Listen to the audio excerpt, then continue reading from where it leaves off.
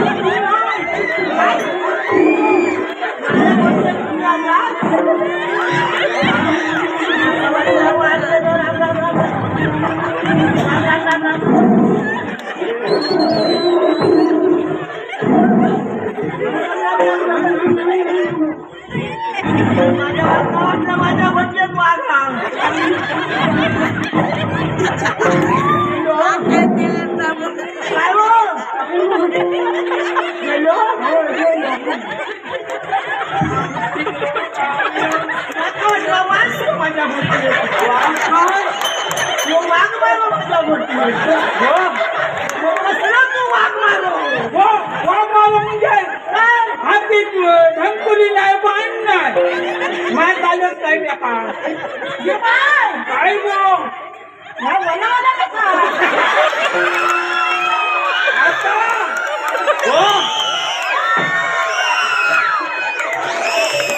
वाघात बघणे काय घाल सुटता ना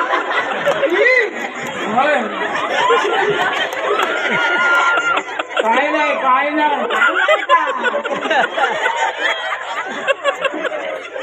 अरे देवा पाठचा वाला लिहिला ते खोकतोय मला म्हणतो महाराज पण तुझ्या समोरची ताकद उभी आहे या ताकदीचा तुला अंदाज नाही धारेर वाघ मारलाय त्यांनी आणि माझी ताकद माहिती आहे येतो पुढे म्हणजे या ठिकाणी स्वतःच्या हाती शस्त्र घेऊन एका स्त्रीला समोर पकडणार भांडणा धरवता सगळ्यांना ऐकलं पण शस्त्रात नाही मी हरवतो मग पाहूया या तुझ्याने तुझ्या अंगाची ताकद आहे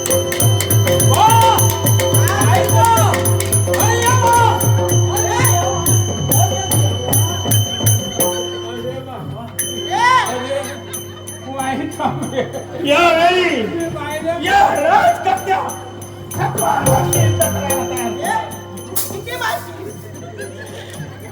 मी सांगते काय तुम्ही मरताना मी मरतो मी करते तसा का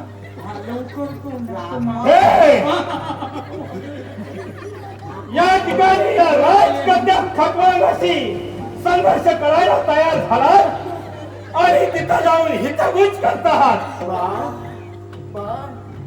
कुठे आहे मेरे ऐसा भाई मेरे काय चाललं आहे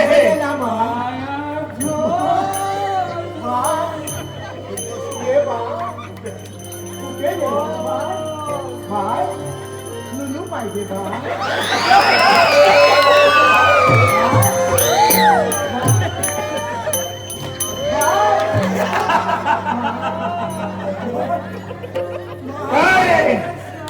माझ्याशी शस्त्र घालत अरे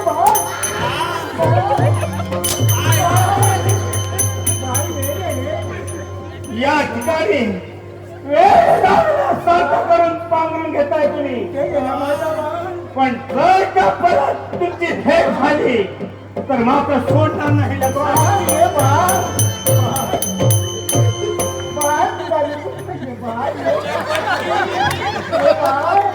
काय होतात तर माणूस बघाने कसा तरी बोलते का नुनू वया कोण गेलो तर काय म्हणतो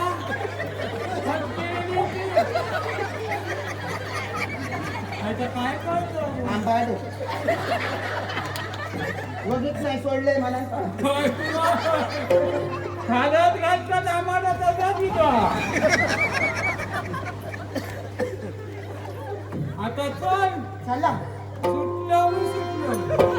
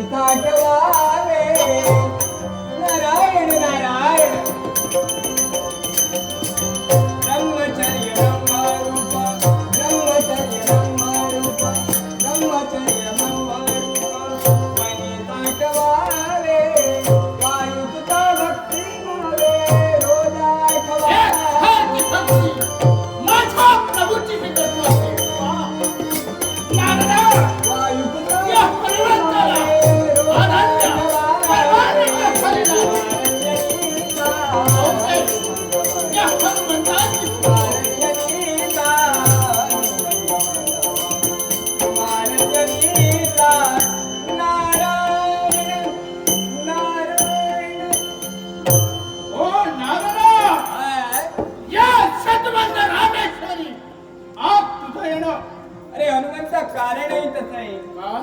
अरे म्हटलं कित्येक दिवस झाले सगळ्या हनुमंतांची भेट झाली नाहीये, म्हणूनच यावेळी या सेतुबंद रामेश्वरी पर्यंत माझे येणं झाले. पण नारदा, आज माझी भेट घेण्यासाठी या सेतुबंद रामेश्वरी तुझं येणं. निश्चितच मग सांग कसं काय चाललं आहे तुझं? असं काहीच नाही सगळ्या हनुमंता. तुला वाटतंय तसं काहीच नाहीये. तुझ्या मनात शासन आहे ना. मग नारदा, या सेतुबंद रामेश्वरी तू येणं केलं आहे निश्चितच ते सहज नाही. हा हनुमंत जाणतो आहे. हनुमंता, यावेळी तुझी भेट घेण्यासाठी मी इथपर्यंत आलो, पण तुझ्या मनात काही वेगळंच चाललंय. नारायण नारायण. नारदा, हा.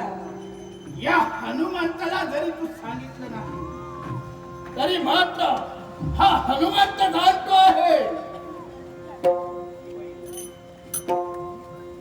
हनुमंता, तुला जर असं वाटत असेल की हा नारद यावेळी इथपर्यंत काही का कारणास्तव आला असेल तर असं मुळीच नाही. जर तुझ्या मनी असं असेल तर येणारा काळ तोच त्यावेळी निश्चिंत करेल. नारायण. वा वा नारदा, या हनुमंताला जाणीव करण्यासाठी तुझं येणं झालं आहे. पण नारदा, ज्यावेळी वेळ येईल त्यावेळी हा हनुमंत त्या ठिकाणी तत्पर राहील.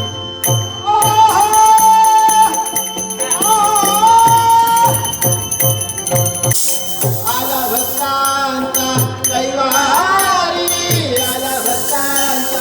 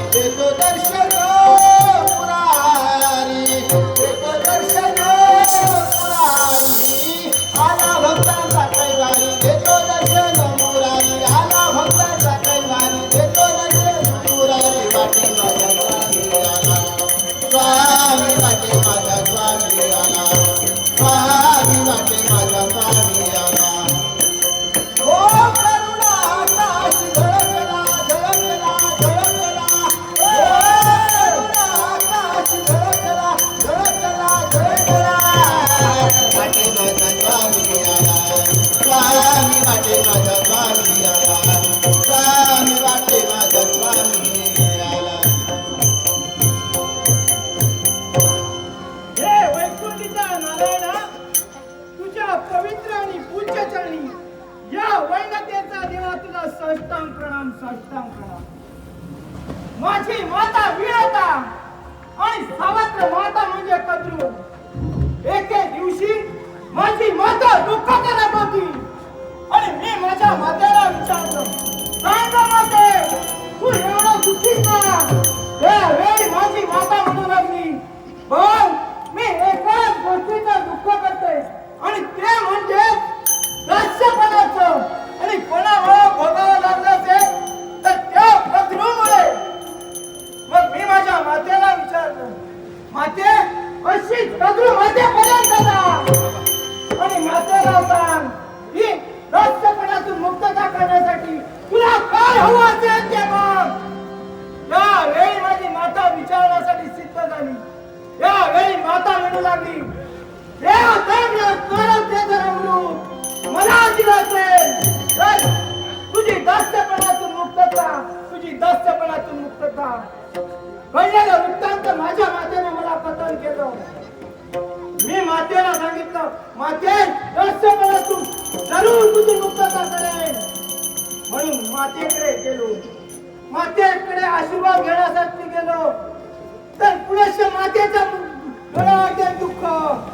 माते, सांग, आता तू दुःखी का? बघ, तू जातोयस खरा, पण तुझ्या जीवनात कोणते प्रसंग उडवतील हे तुला सांगता येणार नाही. म्हणून मी तुला आशीर्वाद देत नाही आहे. पण माते, तुझ्या उदरी मी जन्म घेतला, जर का मातृ-इच्छा जर पूर्ण केलं कसला तो पुत्र दिक्क असेल माझ्या जीविताला. पण हे उद्गार माझ्या मातेने ऐकता क्षणी आशीर्वाद देण्यासाठी तत्पर झाली माझी माता. क्षणाचा विलंब लावला आणि स्वर्गापर्यंत स्वारी केली. 33 कोटी देवताला सोळोकी पळो करून सोडलो. नव्हे तर आश्रयासाठी अमरे एकसारखी देवतांकडे आश्रय घेऊ लागला. शेवटी वैकुंठीच्या नारायणाकडे गेला आणि वैकुंठीच्या नारायणाकडे गेला, आश्रय घेतला. त्याच्या मागोमाग मीही गेलो आणि त्यावेळी विष्णुदूत माझ्यावरती चाल करून आले. विष्णुदूताचा कंठस्थान या गरुडाला घातलं. पण शेवटी वैकुंठीचा नारायण आला. वैकुंठाच्या नारायणाला चमत्काराचे बोल केले. वैकुंठीचा नारायण काही ऐकला नाही. वैकुंठीच्या नारायणाचं आणि माझं असं भंगार असं युद्ध झालं. त्या युद्धात वैकुंठीच्या नारायणालाही पराभूत केलं. यावेळी वैकुंठीचा नारायण म्हणू लागला, हे वैद्याच्या, तुला काय हवं असेल ते माग. त्यावेळी मी म्हटलं, हे देवा, तुझ्यावर विजय मी मिळवला आहे, तुला काय हवं असेल ते माग. यावेळी वैकुंठीच्या नारायणानं संधी साधली आणि म्हणू लागला, हे वैद्याच्या, तू आजपासून माझं वाहन बन. पण देवाला मी तसंच सांगितलं, ज्यावेळी अमृत कुंभ माझ्या स्वाधीन कराल त्यावेळी मी तुझा चरणाशी येईल. म्हणून अमृत कुंभ घेऊन मातेपर्यंत गेलो. मातेची शृंगा केली आणि काशी क्षेत्री गेलो आणि हजारो वर्ष तपश्चर्या केली. शिवशंभो मला प्रसन्न झाला आणि म्हणाला, हे वैनत्या, तुझी माझी भक्ती केली, त्या भक्तीचं शय म्हणून मी तुला काय देऊ. मी सांगितलं, देवा, मला काही नको. ज्या स्थळी तू भक्ती केलीस तिथं मी गरुडेश्वर लिंग स्थापन करतोय. आणि देवानं म्हटलं, हे वैनत्या, तुझी विश्रांतीची जागा म्हणजे जंबू वृक्ष. या जंबू वृक्षावरती थोडा वेळ विश्रांती घ्यावी हेच योग्य.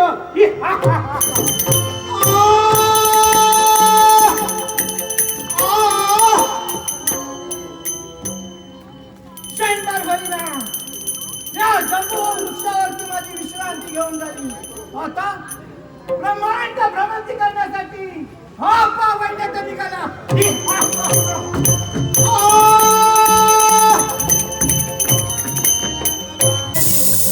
विराय रूप घेण्यासाठी तत्पर झाला.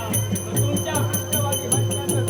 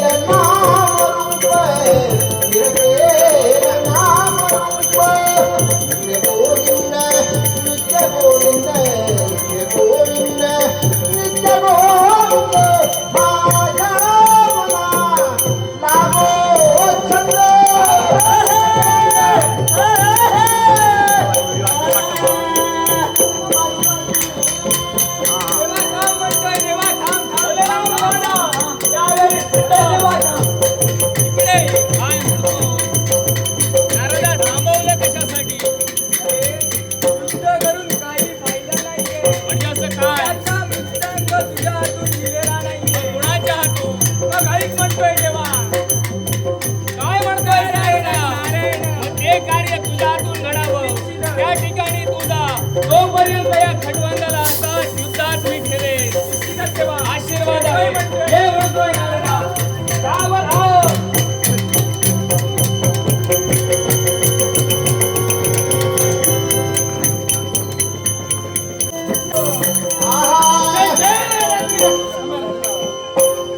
या सतबंध रामेश्वरी जोपर्यंत हा सकाळवंत आपल्या प्रभूच्या नामस्मरणात तल्लीन होत नाही तोपर्यंत या सख्या हनुमंताच्या मनाला स्थिरत नाही. म्हणूनच यावेळी माझ्या प्रभूच्या नामस्मरणात तल्लीन राहणं हेच योग्य. जय राम जय राम जय जय राम जय जय लक्ष्मी राम जय राम जय जय राम राम जय राम जय जय राम राम जय राम जय जय राम या सेतुबंध रामेश्वरी पर्यंत माझे येणे झालंय. अर्थात हनुमंताला हाक देणे हे योग्य.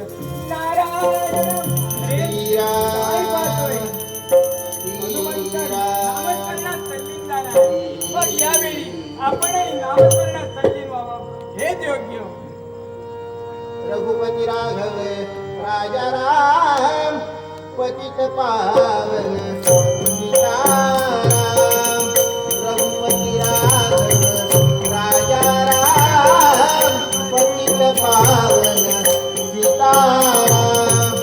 श्रीराम जय राम जय श्रीराम श्रीराम जय राम जय राम श्रीराम जय राम जय जय राम. श्रीराम जय राम जय श्रीराम राजा राम पतित पावन सीताराम. रघुपती राघव राजा राम पतित पावन सीताराम. जय श्रीराम जय राम जय जय राम श्रीराम जय राम जय जय राम श्रीराम जय राम जय जय राम श्रीराम जय राम जय जय राम.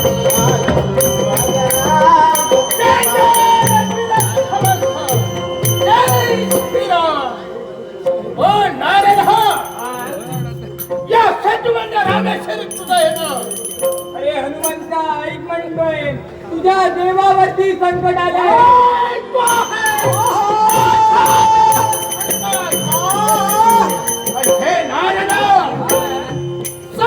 चालू आहे की हे दोपारी निश्चितच. आणि माझ्या प्रभूने मला शब्द दिला आहे काय तो?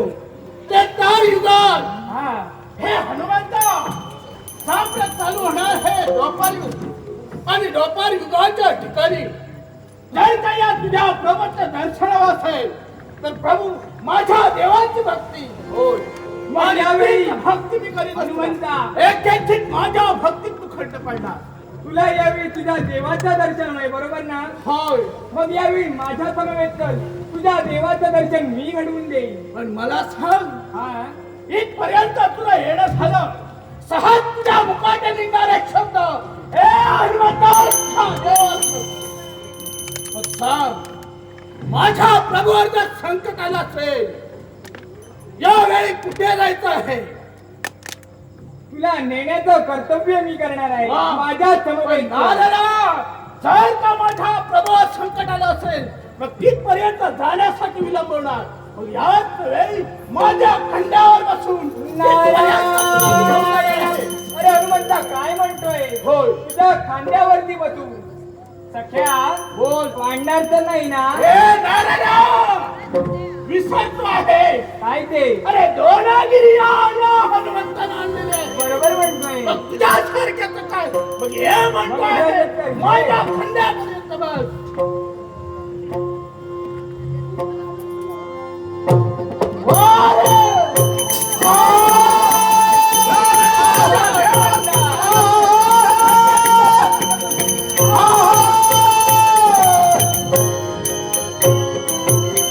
देव प्रभू रामचंद्र कुठे आणि हा कुठे? हनुमंता चुकतोयस तू. यावेळी मी द्वापार युगी कृष्ण म्हणून म्हटलोय, तोच 7व्या अवतारात राम म्हणून होतो. नाही, जोपर्यंत माझा प्रभू रामचंद्र माझ्या नेत्रासमोर येत नाही, तोपर्यंत मी तुला माझा देव हनुमंता अजूनपर्यंत ओळख म्हणतोय, हे कृष्ण, आणि ज्याची बाजू घेऊन तो माझा निश्चित भक्त आहे. असेल भक्त तुझा, पण आज त्याच्या हातून अधर्म होतोय. छे, एका प्रति हा तुझा कुटीला नाव आहे. नाही, एका पतिव्रता स्त्रीच्या पल्लवाला हात घालण्याचं कर्तव्य त्याने केलंय. छे, माझा विश्वास बसणार नाही. तुझा कारण तो माझा खटवांग राजकर्ता माझा भक्त आहे. हनुमंता आजपर्यंत धर्माच्या वाटेनं चालण्याचं कर्तव्य तू केलंयस. देवा संकट म्हणून सांगून इथपर्यंत मला घेऊन आला आहे, पण या वेळी माझ्या भक्तावर संकट आहे आणि ते दूर करण्यासाठी या हनुमंताने आपल्या हाती शस्त्र घेतलं आहे. म्हणजे साक्षात मग देवाच्या समोर तुझे पराक्रम दाखवणार. हनुमंता, अधर्म जर वाढत असेल तर या देवाने मला सांग, भक्त आणि देव की देव आणि भक्त?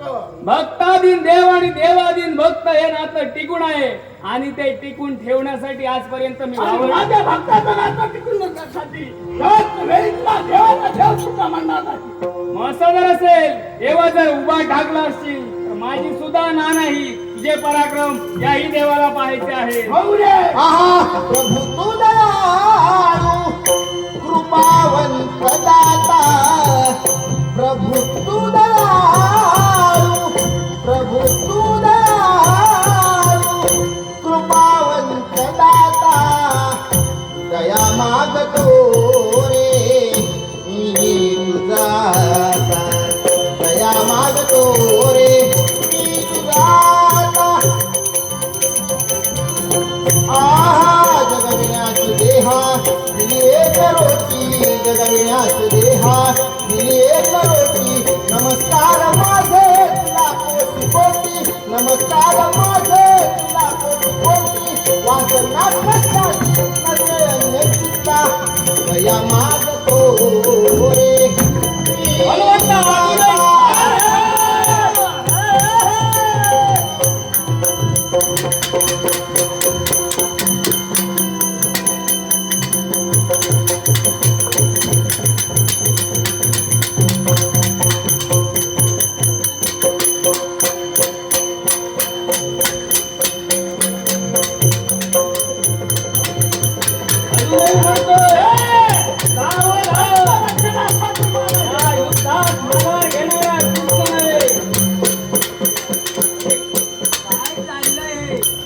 काय म्हणतोयस तू?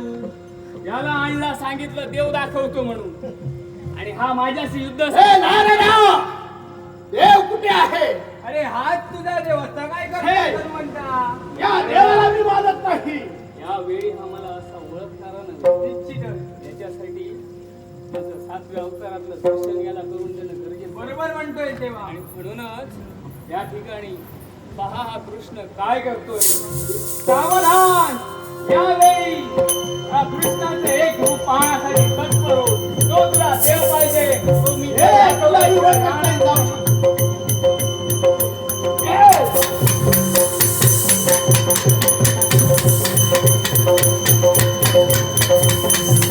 अरे सध्या फक्त तुला सांगतो अरे काय करतोय मागे वळून बघ देवाचा माणूस. फक्त तुला सांगतो फक्त तुला सांगतो ऐक रे रामकृष्ण एक रे कृष्ण राम एक रे रामकृष्ण एक रे कृष्ण राम एक रे रामकृष्ण एक रे कृष्ण राम एक रे फक्त तुला सांगतो फक्त तुला सांगतो फक्त तुला सांगतो ऐक रे रामकृष्ण एक रे कृष्ण राम एक रे रामकृष्ण एक रे कृष्ण राम एक रे रामकृष्ण एक रे जर माझ्या भक्ताने जर का माझ्या मातेला पल्ल्याला जर हात घातला असेल तर मी सोडणार नाही देवा. होय आशीर्वाद आहे तुला हे खटवाचा राजकर्त्या हे माझ्या देवा. यावेळी या हनुमंताने तुला वर देऊन मोकळा झाला. देवा त्यावेळी तुला प्रसन्न करून घेतलं आणि त्यावेळी वर घेतला. होय मग हे खटवाचा राजा ज्यावेळी तुला आम्ही वर दिला होता हा त्यावेळी काय सांगितलं होतं आठवतो दिवस. नाट्यरसिकांना एक खुश खबर. नाट्यरसिकांना एक खुश खबर. दिनांक 10 एप्रिल रोजी ठीक 10 वाजता श्रीकृष्ण धुरीवाडा मंदिर येथे श्रीकृष्ण मंदिर धुरीवाडा येथे मोरेश्वर दशावतार नाट्य मंडळ यांचा ड्रिक्सीयुक्त पंढरीची वारी हा नाट्यप्रयोग सादर होणार आहे. तेव्हा रसिक मायबापांनी त्याचा अवश्य लाभ घ्यावा. हे राजा खटवांग यावेळी या हनुमंताच्या मुखाने निघणारी वाघेश्वरी प्रत्येक शब्द आठवतोय मला. मग आज तुला वर देऊन त्याचा काय उपयोग केलास. देवा कुठल्याही परस्त्रीला मी अत्याचार केला नाही. काय म्हणतो आहे यावेळी माझ्या देवाच्या मुखात निघणारे शब्द जणू धनुष्यातून सुटलेला बाळ पुण्याच्या माघारी येत असतो त्याप्रमाणे माझ्या देवाच्या मुखात निघणारे शब्द केव्हाही असत्य करणार नाही. मी तुझ्या देवाच्या भक्तांना